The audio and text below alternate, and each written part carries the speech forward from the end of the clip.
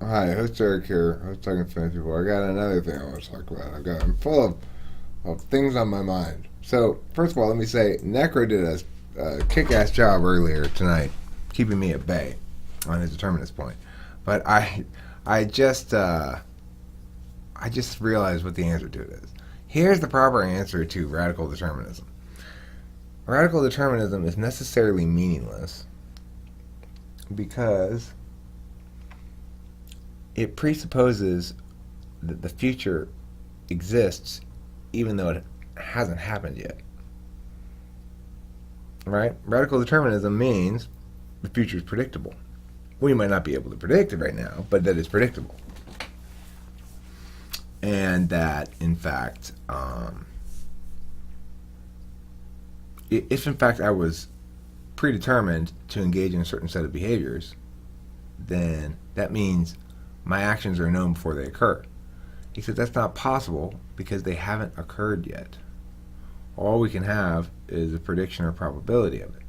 That precludes the notion of determinism because it means that it cannot be a confluence of systems variables that coincide at a moment to cause the illusion of intention as one of a series of other steps that were predetermined by earlier systems events, right?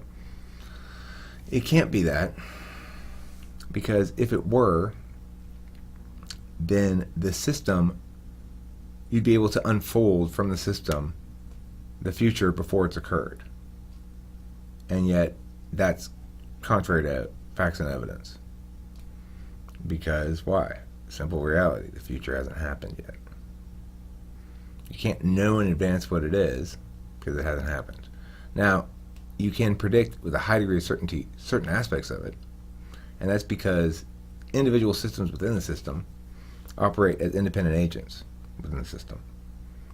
And so those agents need to behave as though they are either consistent with their nature in ways that allow them to become predictable, or consistent with their nature in ways that require us to necessarily, definitionally, and in all meaningful ways, understand those individuals as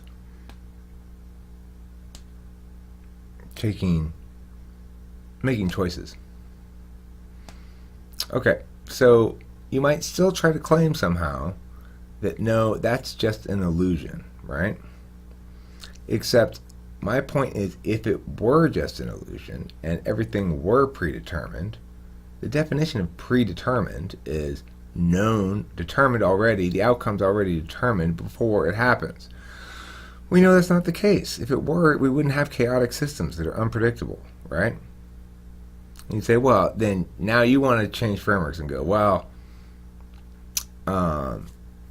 within the system itself, that's just a chaotic element within a larger system, and it produces one variable in the system as a whole, and yada, yada, yada, and, well, okay, but the point is, if you've got lots of subsystems within the larger system that are emergent in nature, which is to say they are not causally linked in the way that we normally think of cause-effect, then, I mean, there's no reason at all to presume a lack of free will, because you have elements that would coincide with it, right? Emergent phenomena are consistent with free will. That is to say, they're unpredictable, they're not causally reducible. And free will is an example of an emergent phenomenon of consciousness. And so, yeah, that's my answer to that. That's the answer to the question nobody asked about radical determinism. So no, take your radical determinism and shut up your ass. That's what I would say. Alright? So if you're somebody who typed into YouTube search the phrase radical determinism and shove up ass, then you probably got this video. If you did, I'm curious about what sort of weird stuff you're into. All right, goodbye. Thank you for watching.